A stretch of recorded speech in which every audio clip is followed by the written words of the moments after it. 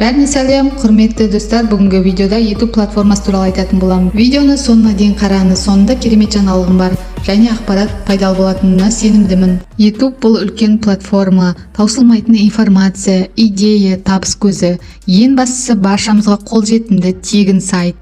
Статистика бойынша әлемдегі 7 адамның бірі YouTube'ты пайдаланады екен. Қазіргі таңда телевизор қарайтын адам саны азайды. Телеарналардан тек дайын сценарийлерге көзі түседі. YouTube тарихы. YouTube бұл бейне материалдар сервистерін ұсынатын қызмет. Мұнда қолданушылар қандай да бір бейне жазбаларды қосуға, қарауға не оларға түсінік беруге мүмкіндігі бар.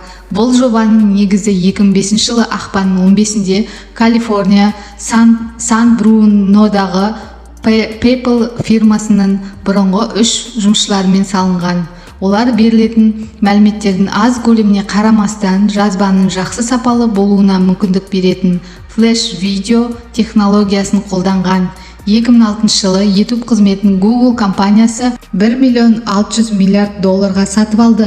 2015 жылы 15 сәуірде YouTube'ға 15 жаңа тіл қосылды.